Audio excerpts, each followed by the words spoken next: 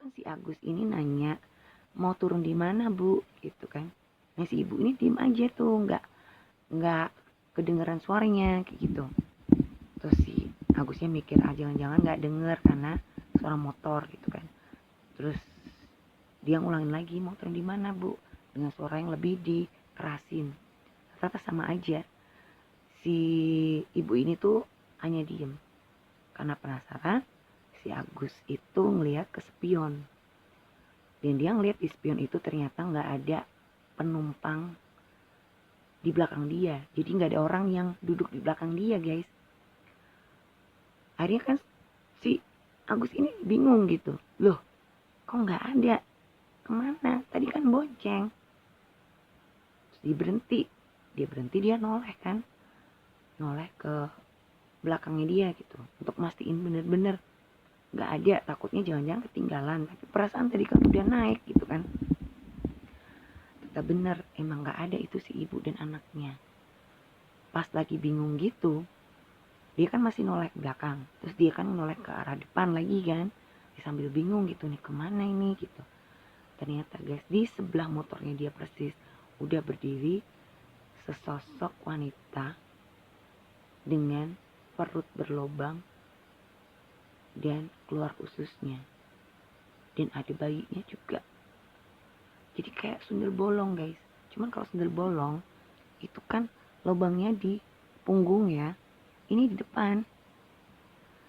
Dan dengan muka yang hancur, akhirnya apa yang terjadi? Si Agusnya jatuh pingsan.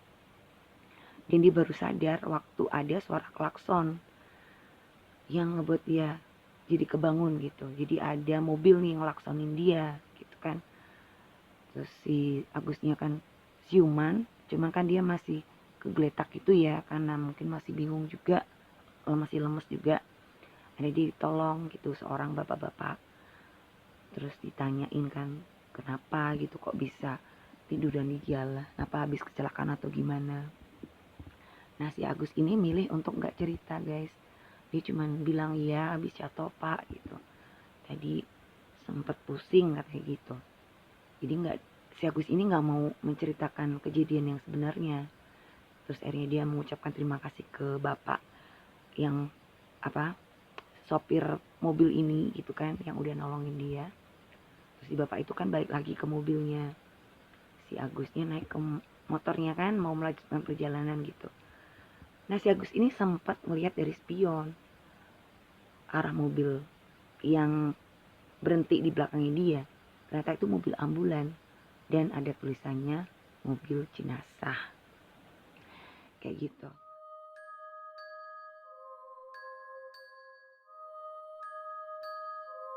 Halo guys, ketemu lagi bareng gue Adele di channel Real Horror Story.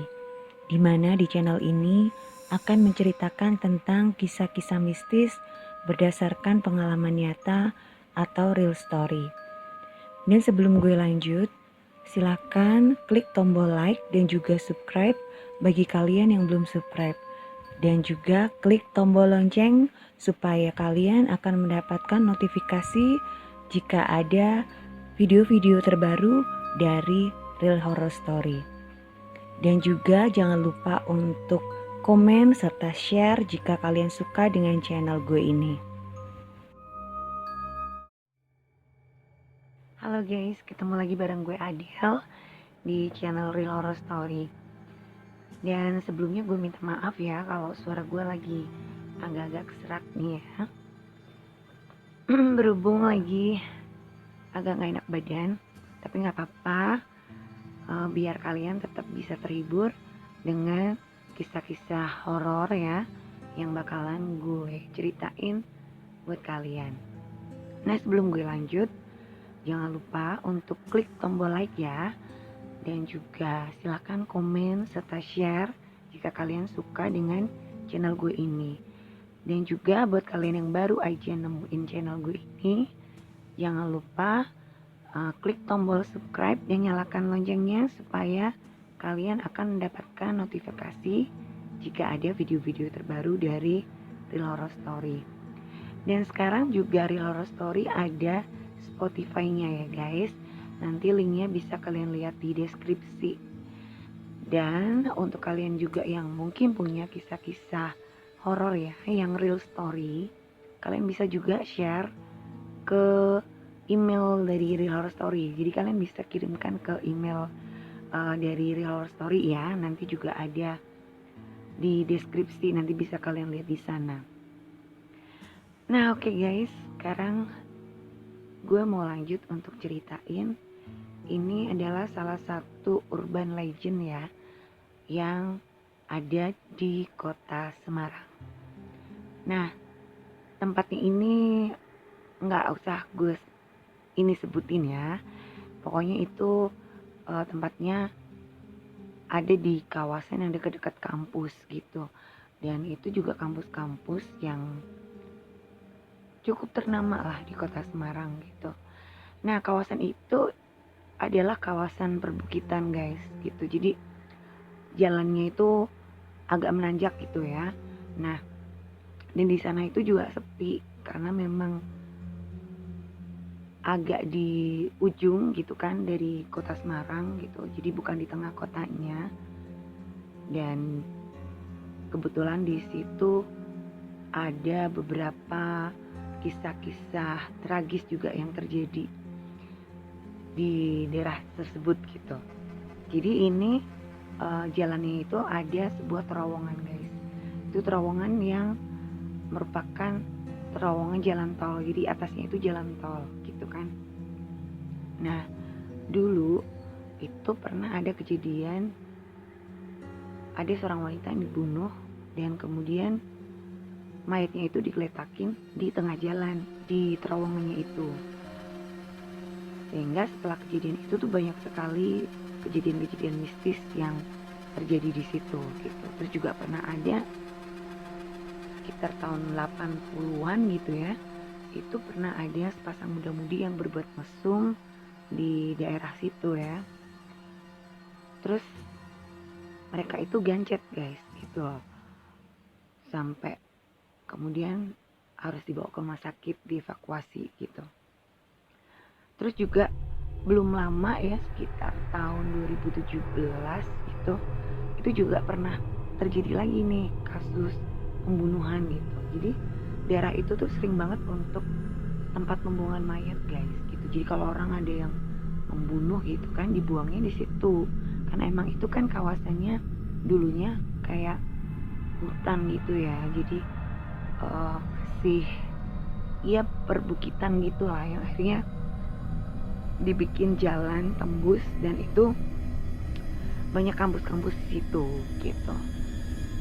Nah yang tahun 2017 itu juga ada korbannya juga wanita gitu yang dibunuh sama kekasihnya sendiri, dan mayatnya juga digeletakin aja guys gitu di pinggir jalan kayak gitu.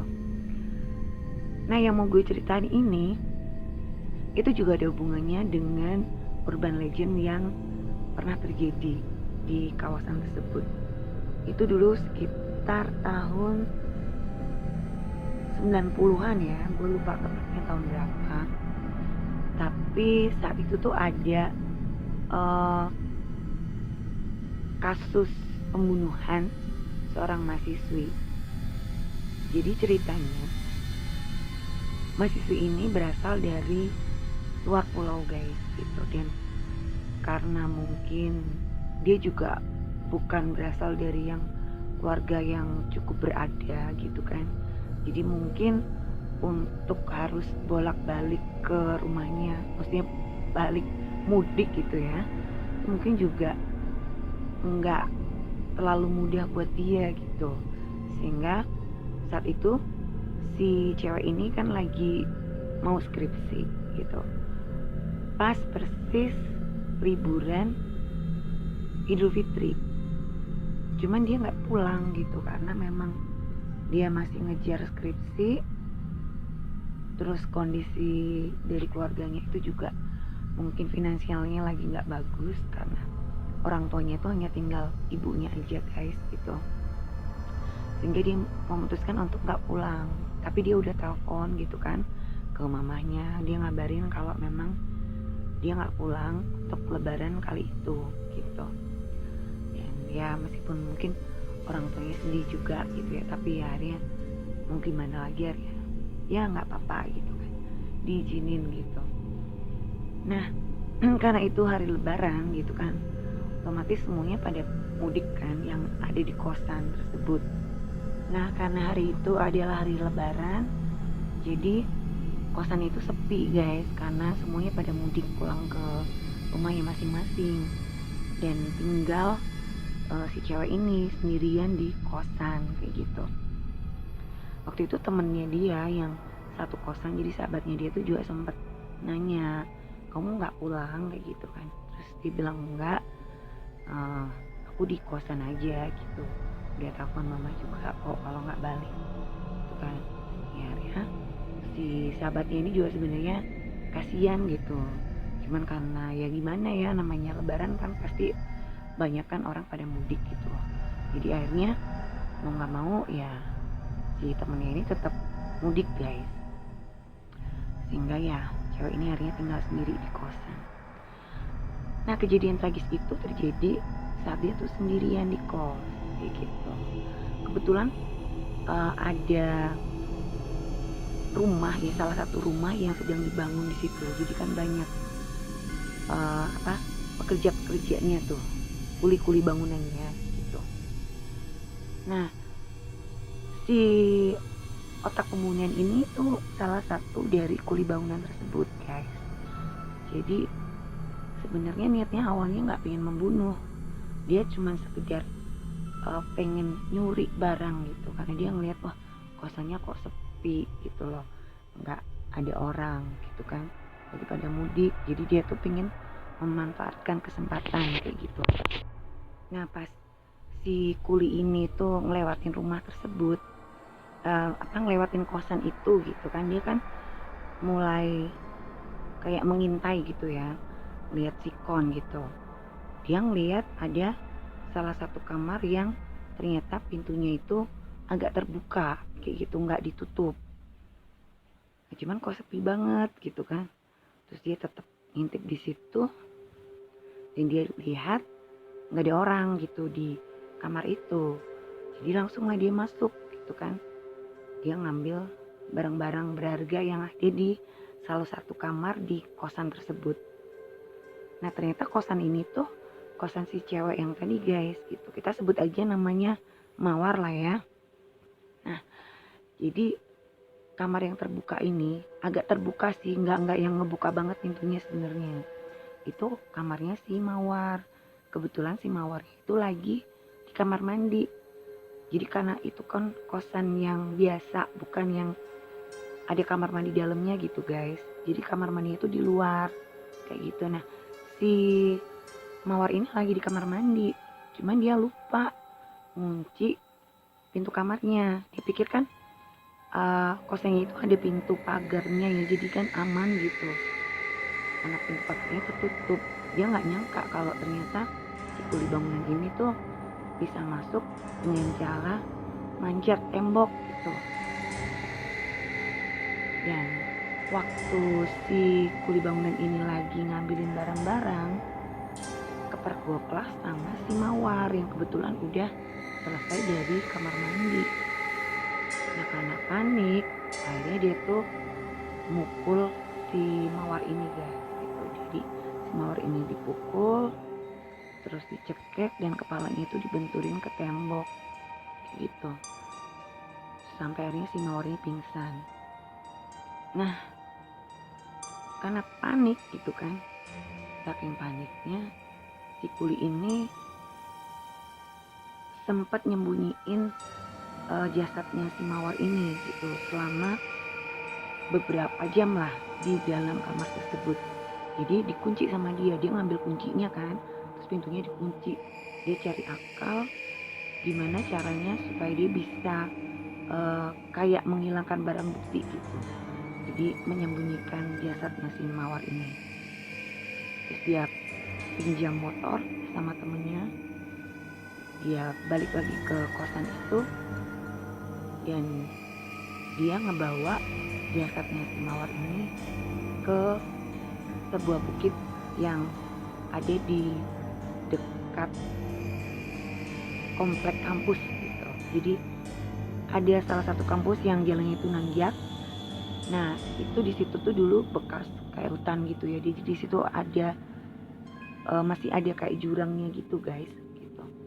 Nah si Kuli ini ngebawa jasadnya si Mawar itu ke sana karena saat itu juga masih tahun-tahun 90-an ya, jadi masih sepi, nggak kayak sekarang. Mungkin kalau sekarang sih udah lebih rame gitu. Dan dulu itu kalau udah sore gitu ya emang sepi banget karena nggak ada angkot juga gitu, nggak ada akses angkot. Sampai detik ini juga nggak ada akses angkot guys di situ. Jadi emang bener-bener sepi gitu. Karena itu juga nggak ada pemukiman warga. Ada sih pemukiman warga cuman di bawah tuh, agak jauh gitu. Jadi nggak di situ. Kalau di situ cuman komplek kayak kampus-kampus, terus ada beberapa pabrik. Cuman pabriknya tuh kayak yang udah nggak beroperasi lagi. Nah akhirnya si jasadnya si Mawar ini kan dibuang nih di jurang kayak gitu. Terus si kuli bangunan ini juga dia tuh pintar, nggak mengacak-ngacak kosnya gitu loh. Jadi nggak kelihatan kan kalau itu bekas kosnya tuh di maling gitu ya. Jadi dia ngerapiin kosannya, terus dia kunci tuh, kunci kamarnya, dan kuncinya tuh dibawa gitu dan mungkin dibuang juga sama dia. Nah ini teman-temannya tuh nggak ngerti kan kalau ternyata si Mawar ini udah meninggal kan. Dia tuh nggak ngerti. Kebetulan nih ya, yang sahabatnya si Mawar itu, yang teman satu kosannya si Mawar ini kan, dia tuh kok jadi kepikiran terus sama Mawar gitu. Dia ngerasa bersalah gitu, aduh sohib gue ada di kosan kok nggak gue temenin gitu, kasihan sendirian, mana dia orang jauh lagi, orang rantau kan gitu kan. Kalau yang sahabatnya si Mawar ini kan kebetulan dia masih, ya rumahnya masih area Jateng lah ya gitu, jadi masih deket gitu. Kalau semua orang ini kan emang bener-bener dari pulau lain gitu, jadi di luar Jawa gitu. Akhirnya si sahabatnya si Mawar ini mutusin untuk lebih cepat balik lagi ke kosan gitu, nggak yang terlalu lama di rumah karena dia kepikiran kasihan si Mawar tuh sendirian di kos kayak gitu. Nah pas sampai di kosan dia kaget kan, kok sepi, nggak ada orang. Terus dia tuh sempet yang ketok-ketok pintu kamarnya si Mawar, nggak ada jawaban juga. Nah, dia sempet ngintip dari kaca gitu kan, dari sela-sela korden gitu, kok sepi tapi kamarnya masih rapi ya. Terus dia mikirnya itu si Mawar apa mungkin berubah pikiran, akhirnya si Mawarnya pulang gitu. Nah cuman kan karena dulu belum ada HP ya guys, jadi kan harus telepon nih.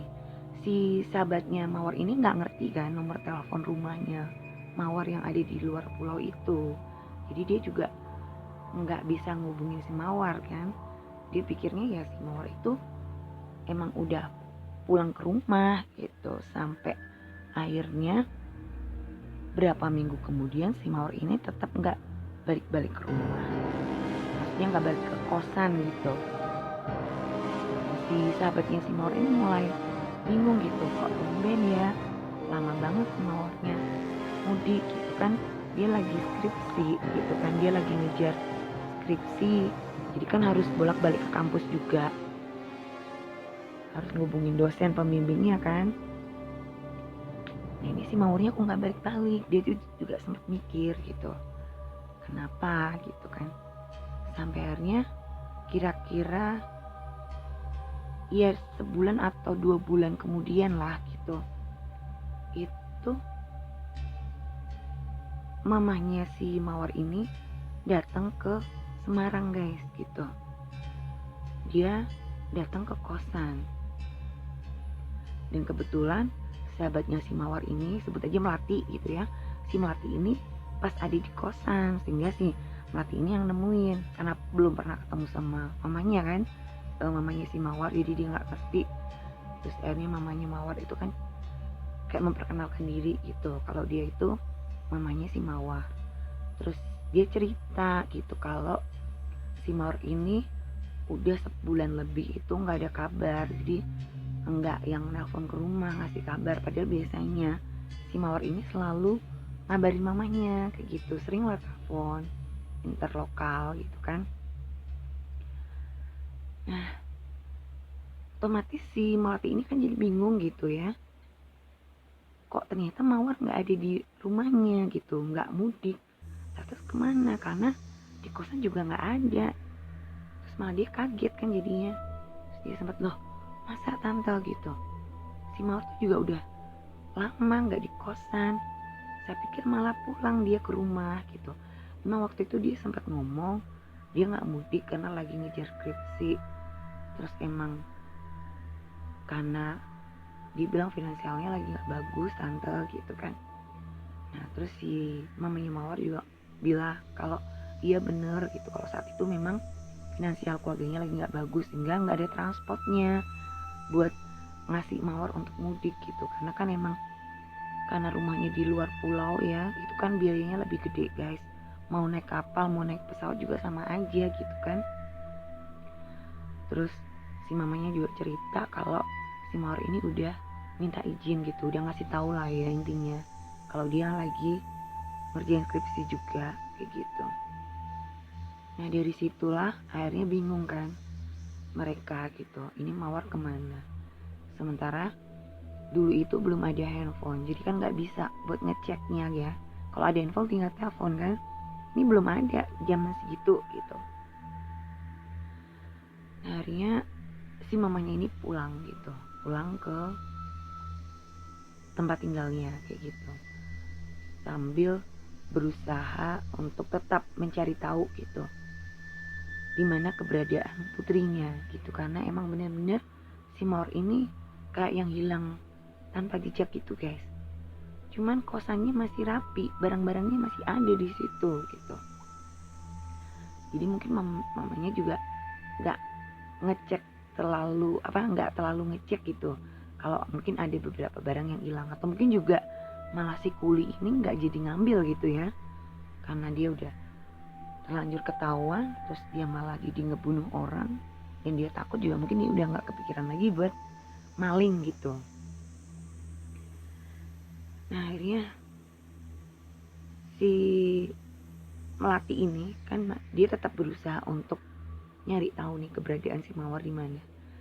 Dia sempat tanya ke beberapa teman-temannya si Mawar juga, barangkali ada yang lihat, tapi ternyata nggak ada yang lihat juga gitu. Ini akhirnya dia juga udah doa juga, dibawa kalau dia sholat gitu kan, dia minta petunjuk di mana nih si Mawar ini gitu. Nah itu sampai akhirnya adalah lebih dari 3 bulan guys, itu si Mawar belum ketemu, bahkan hampir nyaris setengah tahun itu si Mawar ini hilang. Nah, bersamaan dengan hilangnya Mawar, daerah sana yang dulunya enggak pernah terjadi hal-hal horor itu malah justru jadi banyak kejadian-kejadian aneh gitu. Jadi kadang nih ya kan, ada beberapa mahasiswa yang mungkin dia lapar ya, mau cari makan gitu. Nah jalan satu-satunya jalan tembusnya itu emang yang jalan tanjakan itu guys gitu loh. Itu jalan tembus kalau mau ke arah Semarang atas gitu. Jadi kalau mau ke Semarang atas dan Semarang bawah itu lebih dekat kalau lewat situ daripada harus muter lewat kota guys. Jadi kan mungkin ada yang nekat lewat sana gitu. Biasanya kan mungkin nggak apa-apa ya, nggak terjadi hal apa-apa gitu. Itu malah jadi terjadi hal-hal mistis yang sempat jadi heboh gitu saat itu. Jadi pernah ada nih orang ya naik motor gitu kan, dia mau lewat, dia arah dari terowongan mau naik ke atas gitu. Itu tiba-tiba kayak ada yang ngeberhentiin cewek gitu kan, terus numpang nih gitu. Ya udah akhirnya kan karena mungkin niatnya juga sekedar nolong gitu ya. Nah karena mungkin dia kan mikirnya kok ada cewek malam-malam gitu kan, sendirian gitu, jalan sendirian, Ya udah akhirnya ditolong kan, ditumpangin gitu. Maksudnya dikasih tumpangan gitu kan. Nah pas perjalanan ini kan si cowok ini berusaha untuk ngajak ngobrol gitu si cewek ini, tapi si ceweknya kok diem aja gitu kan, kok nggak jawab.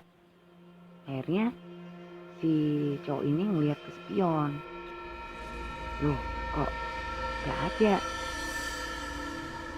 Terus dia penasaran kan, dia noleh tuh ke belakang, kata bener si cewek itu udah nggak ada, jadi udah hilang aja gitu, nggak tahu kemana. Kan nggak mungkin juga kan kalau si cewek ini lompat gitu ya. Terus habis itu setelah dia sadar cewek ini nggak ada, dia ngelihat tuh penampakan gitu, jadi sosok kayak kunti gitu ya, itu ketawa ngakak gitu. Ya udah langsung dia tancap gas lah gitu, ambil langkah 1000 kabur gitu. Dan banyak juga yang lihat penampakan kuntilanak merah guys, katanya banyak beberapa orang ya, ada yang penduduk kampung yang deket-deket situ juga, ada beberapa mahasiswa juga yang kalau lewat di sana terutama malam hari ya itu sering melihat penampakan. Nah terus juga pernah ada nih kejadian, ada salah satu penduduk Semarang bawah gitu kan, dia lagi ada perlu nih di daerah Semarang atas. Terus karena dia nggak pingin muter lewat kota, maksudnya karena lebih jauh, dia motong jalan lewat jalan itu gitu. Dia dari Semarang bawah lewat jalan itu kan nanjak terus kan ada tikungan tajam. Nah itu kan nanti turun ke bawah gitu loh, turun ke terowongan itu. Jadi kalau dia di bawah kan kayak gitu rutenya ya. Kalau dari Semarang atas itu nanti masuk ke terowongan dulu, baru naik ke atas tikungan tajam, terus ke bawah itu udah Semarang bawah. Nah waktu si penduduk kampung ini, namanya sebut aja Agus gitu ya, si Agus ini lagi ngelewatin jalan itu belum terlalu malam guys, masih jam-jam 7, antara jam 7 jam 8 lah dia lewat situ. Dia tuh lihat ada ibu-ibu sama anak kecil gitu, jadi ibunya tuh lagi ngelambein tangan gitu kan. Ya otomatis kan si Agusnya itu berhenti, terus ibu ini ngomong gitu,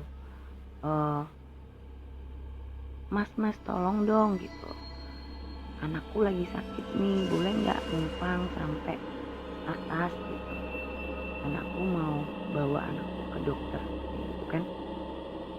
Nah karena si Agusnya kasihan, dia ngeliatin si anak kecil ini emang mukanya pucat guys gitu. Cuman kalau yang si ibu ini enggak, biasa aja, malah si ibu ini kelihatan cantik gitu. Akhirnya dikasih tumpangan lah gitu kan. Terus mereka ngelewatin jalan tanjakan itu sampai ngelewatin ke terowongannya. Nah terus di jalan itu kan si Agus ini nanya mau turun di mana bu gitu kan. Nah si ibu ini diem aja tuh, nggak kedengeran suaranya kayak gitu. Terus Agusnya mikir jangan-jangan nggak denger karena orang motor gitu kan. Terus dia ngulangin lagi, mau turun di mana bu, dengan suara yang lebih dikerasin. Ternyata sama aja, si ibu ini tuh hanya diem karena penasaran.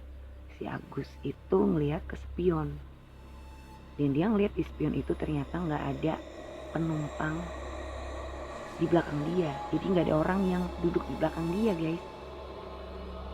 Akhirnya kan si Agus ini bingung gitu, loh kok nggak ada, kemana, tadi kan bonceng. Terus dia berhenti, dia noleh ke belakangnya dia gitu, untuk mastiin bener-bener nggak ada, takutnya jangan-jangan ketinggalan gitu. Perasaan tadi kan udah naik gitu kan.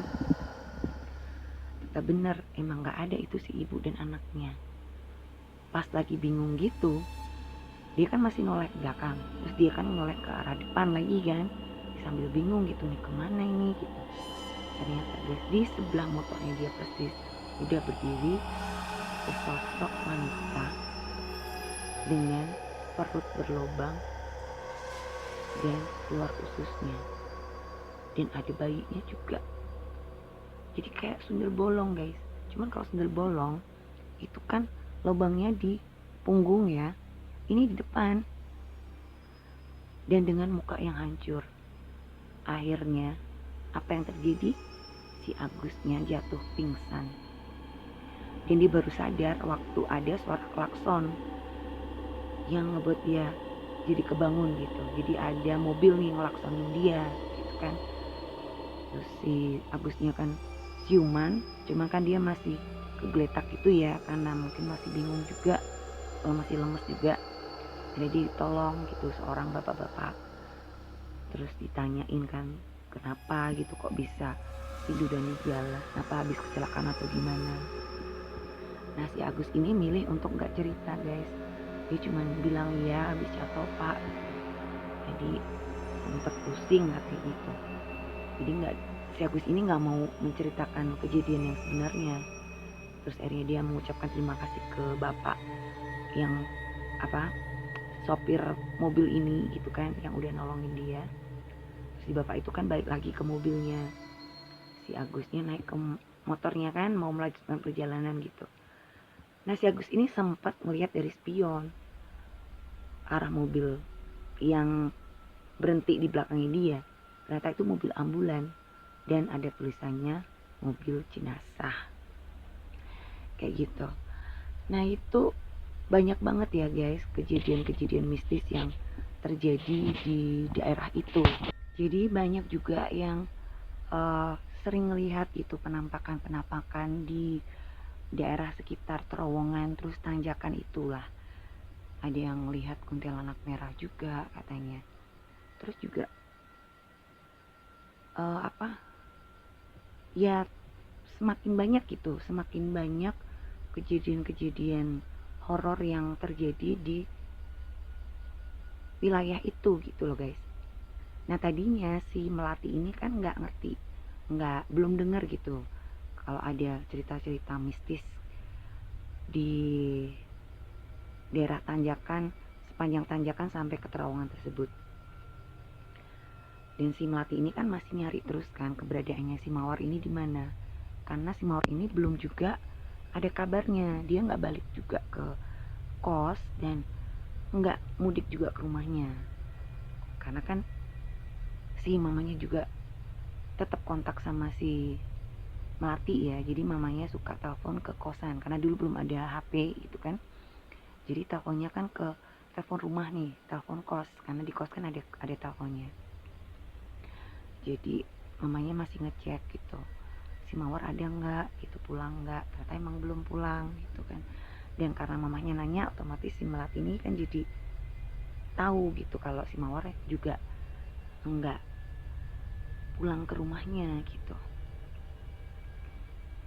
Nah berhubung gak ada HP juga, otomatis tambah susah kan ngubunginya. Mungkin kalau udah ada HP saat itu bisa kan tanya Mawar di mana, bisa ditelepon gitu kan, atau di WA gitu. Nah ini nggak ada telepon, nggak ada HP, jadi benar-benar udah kayak hilang, nggak tahu kemana gitu. Terus si Melati ini kan denger tentang cerita-cerita horor kayak gitu kan, yang katanya ketemu cewek cantik gitu, terus tiba-tiba hilang, dan seringnya hilangnya itu ya pas di tanjakan gitu kan. Terus si Melati ini udah mulai ngerasa nggak enak gitu kan, jadi kayak feeling gitu, jangan-jangan ada hubungannya sama si Mawar ya. Cuman dia masih nggak ngerti gitu, jadi masih buta gitu, nggak tahu, belum dapat clue-nya gitu hubungannya apa. Tapi hati kecilnya tuh bilang kejadian horor itu ada hubungannya sama Mawar, cuman dia nggak ngerti benang merahnya di mana gitu loh guys.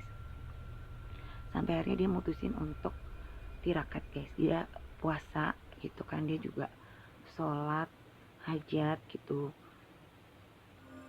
biar dia tuh bisa dapat petunjuk gitu. Jadi dia minta petunjuk supaya dikasih tahu gitu di mana keberadaan si Mawar ini, apa yang terjadi, masih baik-baik aja atau enggak. Nah setelah dia puasa itu, si melati ini sempat ngimpi gitu. Dia sempat ngimpi ketemu sama si mawar. Dia ngelihat mawar itu lagi berdiri di puncak tanjakan pas arah belokan tikungan tajam itu. Jadi si mawar itu berdiri di situ. Nah di dalam mimpinya itu kan si melati ngelihat posisinya tuh melati lagi jalan gitu loh, kayak lagi jalan muka atas. Terus dia ngelihat si mawar itu berdiri di situ. Nah seneng dong gitu kan ketemu, karena selama ini udah dicari-cari nggak ada.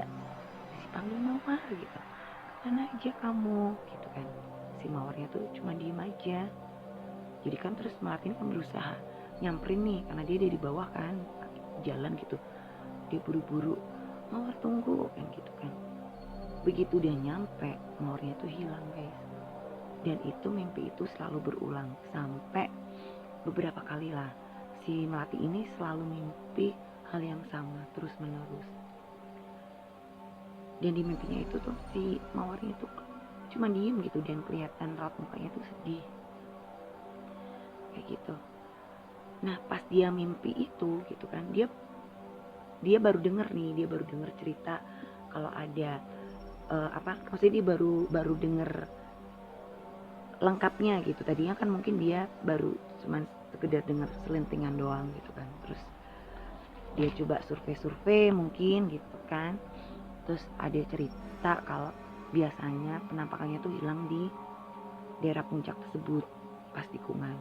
Nah itu kan sama kayak mimpinya dia, karena dia juga melihat si mawar itu berdiri tepat di puncak tikungan itu kayak gitu. Nah di puncak tikungan itu kan ada jurangnya guys.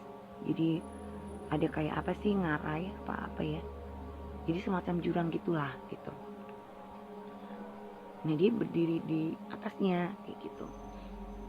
Terus karena saking penasarannya kan si melati ini, dia datanglah ke seorang paranormal. Dia cuma sekedar pengen tahu gitu, barangkali nanti dia bisa dapat jawaban apa yang sudah terjadi sama si mawar ini baik-baik aja atau enggak kayak gitu. Nah terus sama si paranormal ini dikasih tahu supaya malam itu dia tirakat, puasa dan melek gitu. Jadi dia nggak tidur, dia baru boleh tidur itu setelah jam 3 pagi gitu. Terus si paranormal ini ngomong kalau nanti kamu bakalan dapat jawaban gitu, dapat petunjuk lah intinya. Akhirnya si melati ini pulang dan dia puasa, kemudian dilanjut dengan malam harinya itu dia melek ya kan sampai jam 3 pagi.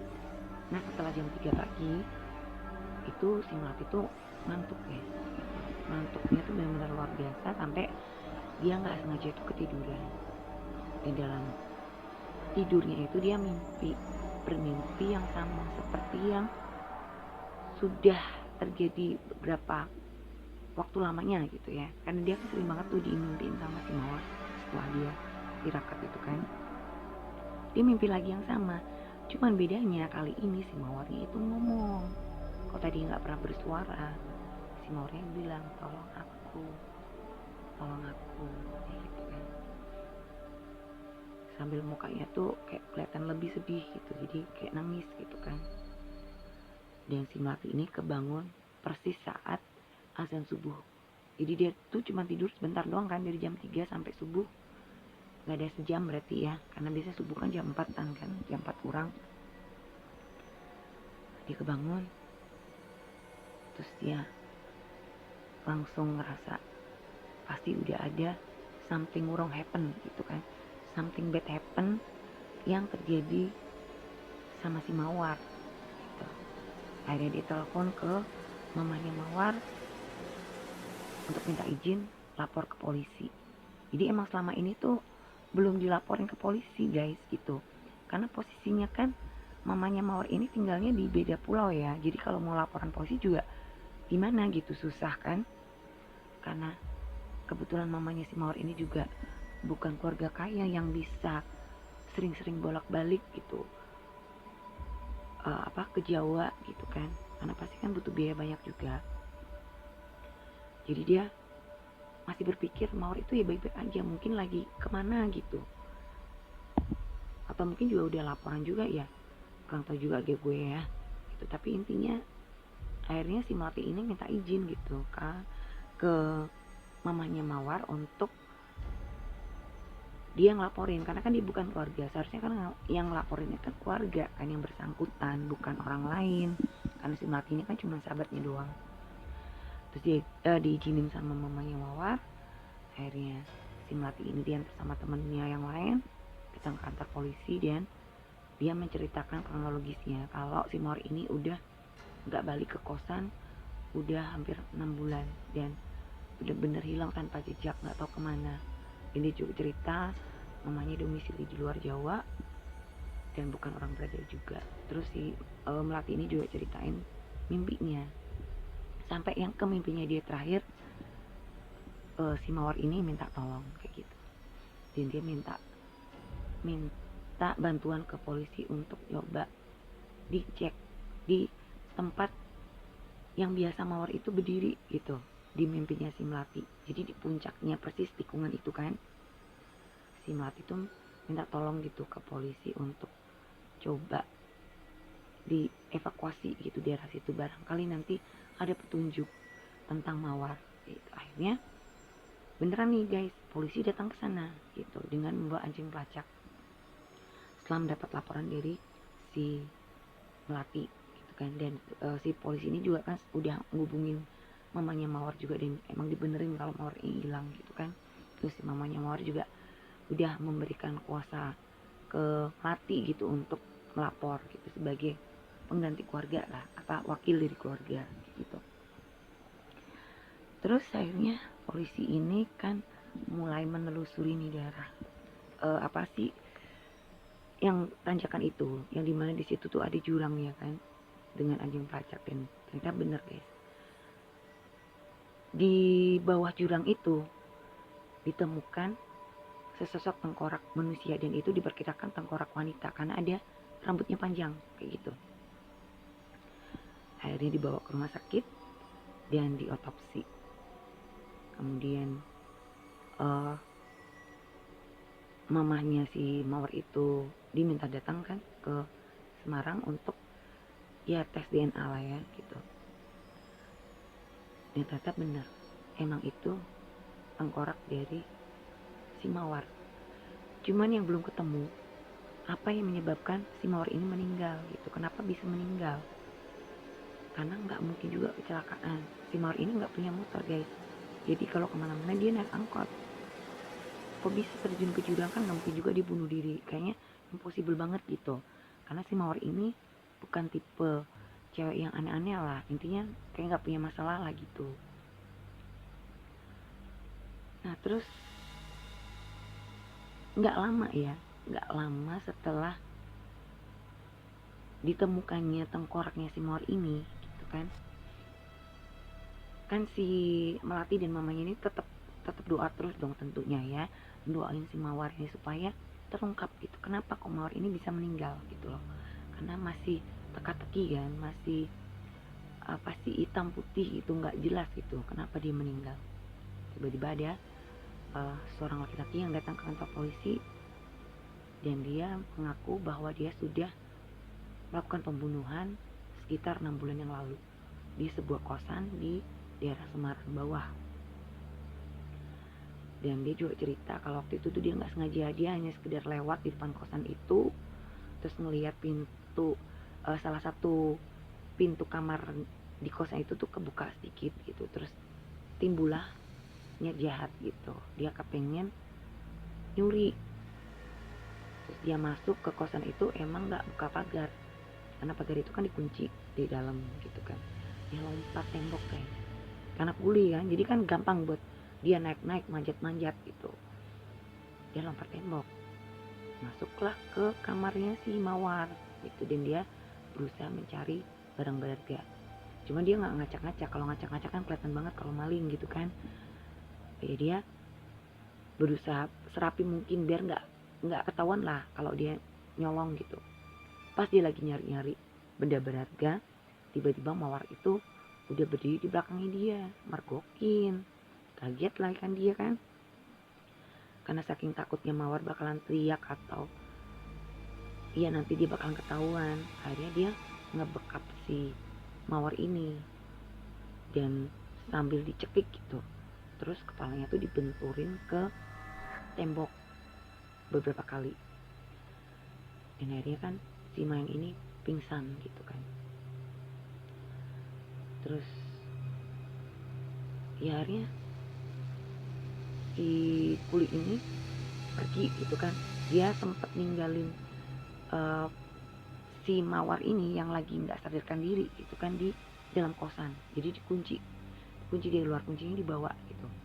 Terus dia cari akal nih gimana caranya untuk menghilangkan jejak gitu.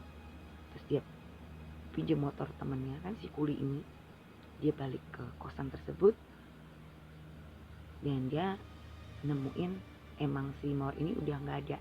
Jadi mungkin sebenarnya si Mawar ini tadinya masih pingsan doang ya guys, tapi entah karena mungkin dia gegar otak atau gimana, dia nggak ada pertolongan kan. Dan itu udah berjam-jam juga kejadiannya, dia kan sempat ditinggal di dalam kosan kayak gitu, akhirnya meninggal. Terus jasadnya itu dibawa dan dibuang ke jurang di daerah tanjakan itu gitu loh. Nah, kenapa si Kuli ini akhirnya menyerahkan diri? Karena ternyata selama 6 bulan itu dia dihantuin oleh arwahnya si Mawar. Jadi dia tuh cerita kalau dia itu dikejar-kejar arwahnya si Mawar sampai dia udah kayak orang depresi. Jadi emang bener waktu dia datang ke kantor polisi itu kan diangkat sama keluarganya.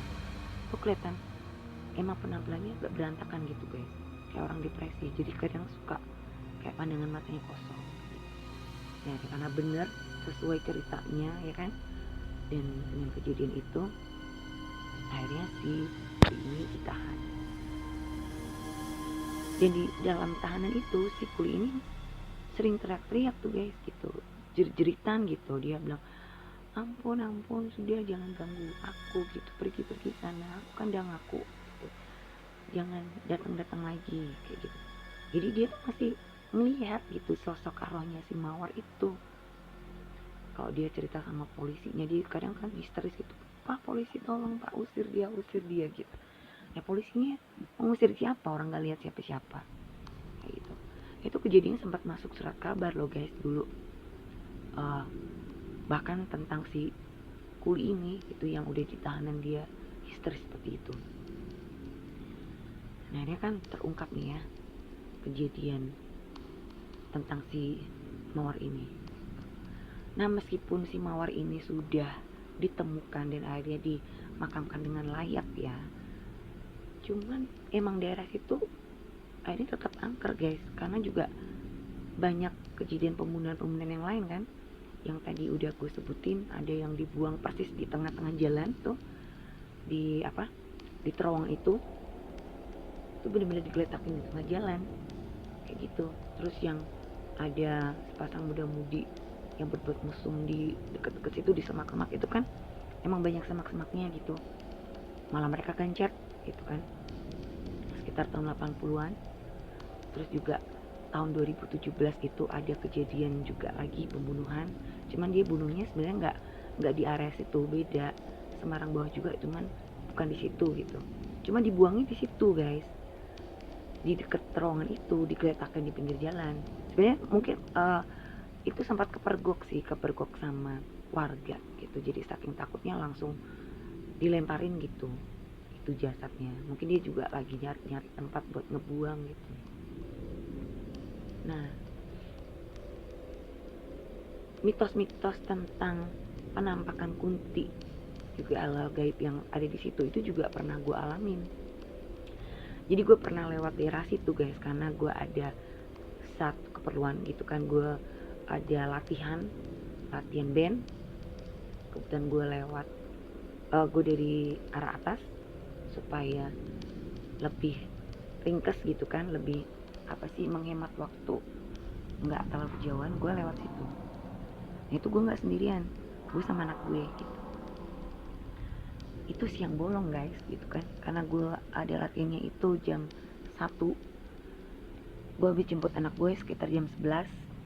Jadi lewat situ ya sekitar jam setengah 12 atau menjelang jam 12 siang lah, atau mungkin udah jam 12 lebih dikit gitu.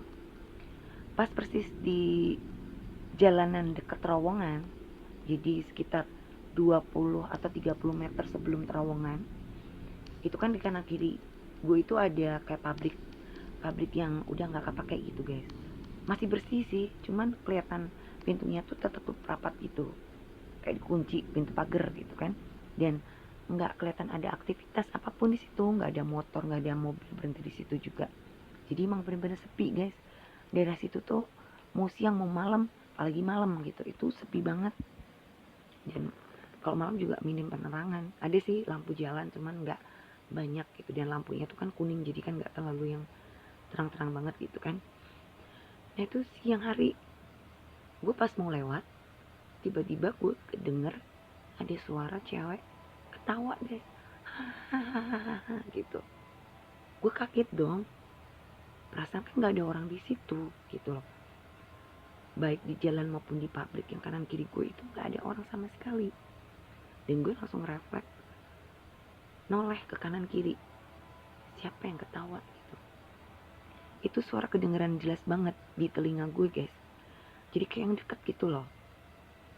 Nah anak gue ini kan goncang di belakang gue kan, dia duduk di belakang gue, dia tiba-tiba ngomong, mama ada yang ketawa. Dia ngomong gitu, ternyata denger bukan cuma gue kan, anak gue juga ternyata denger guys. Dan akhirnya gue mikir apa mungkin ada orang di belakang gue ya gitu kan. Gue juga noleh ke spion, ternyata nggak ada siapa-siapa guys. Dan gue juga sempat noleh juga ke belakang, ternyata bener itu yang lewat di situ cuman gue guys, nggak ada siapa-siapa, bener-bener nggak ada orang, hewan juga nggak ada di situ. Terus suara siapa gitu kan. Terus ya udah, akhirnya gue ngomong sama anak gue, udah biarin aja, mungkin dia lagi happy, gue ngomong gitu doang gitu. Terus gue tetap lanjutin perjalanan sambil dalam hati gue tuh uluk salam gitu. Uluk salam tuh kayak permisi lah gitu. Gue ngomong permisi, maaf, gue mau lewat gitu kan. Gue cuman sekedar lewat lah, gue nggak mau ganggu kayak gitu ya. Alhamdulillah ya nggak ada apa-apa sih gitu ya. Cuman dia bisa istilahnya keluar siang hari, berarti emang bener-bener kuat banget ini makhluk astral ini gitu loh guys, nggak main-main gitu. Karena ya tidak semua makhluk astral itu bisa keluar siang hari, dan tidak semua makhluk astral juga yang tidak bisa keluar siang hari. Bisa, mereka bisa, bahkan siang bolong juga bisa, mau pagi juga bisa, kapanpun bisa, nggak harus malam.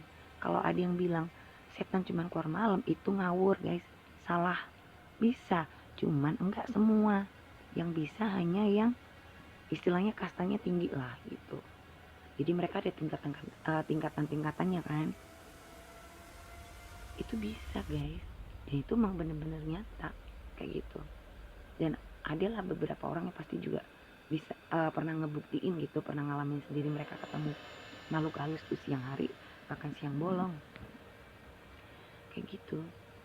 Jadi urban legend yang terjadi di kota Semarang ini emang benar-benar fakta, bukan hoax gitu ya. Karena gue juga ngalamin sendiri bahkan siang bolong, meskipun gue nggak lihat penampakannya, hanya sekedar gue dikasih dengar suaranya doang gitu. Nah itu guys cerita gue kali ini buat warga Semarang nih ya, khususnya mahasiswa-mahasiswi yang mungkin ngerti nih ya itu daerah mana. Karena dari cerita gue pasti tadi ada clue-cluenya sedikit, meskipun gue nggak mention tempatnya di mana. Mungkin kalian punya pengalaman mistis juga, gabung dong ya, komen, silahkan ceritain apa yang pernah kalian lihat atau kalian dengar lah di sepanjang jalan arah ke terowongan dan ketanjakan itu gitu. Oke guys, mohon ya dibantu buat klik like-nya ya kalau kalian suka sama cerita gue kali ini. Dan juga silakan untuk komen, juga mohon bantunya untuk share ya, supaya lebih banyak orang yang tahu channel gue ini, RHS Real Horror Story. Juga terima kasih buat kalian yang udah subscribe ya channel gue. Semoga kalian dimudahkan dalam segala hal, diberi kesuksesan, kesehatan, dan pokoknya selalu diberkati Tuhan lah, amin. Dan buat yang belum, please klik tombol subscribe-nya dan juga nyalakan loncengnya supaya kalian akan mendapatkan notifikasi jika ada video-video terbaru dari RHS. Buat kalian yang pengen gabung cerita, dan itu harus real story ya, boleh cerita kalian sendiri atau mungkin cerita teman kalian, it's okay, yang penting itu real story. Kalian bisa share ke email RHS, nanti alamat emailnya itu bisa kalian lihat di deskripsi. Aduh ribet. Dan channel RHS ini juga ada Spotify-nya, namanya sama Real Horror Story, nanti linknya bisa kalian lihat juga di deskripsi.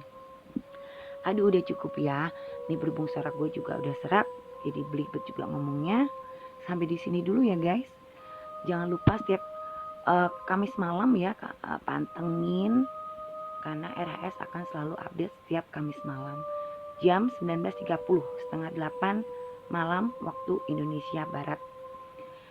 Oke, jangan lupa jaga kesehatan ya, dan jangan lupa bahagia. Sampai jumpa.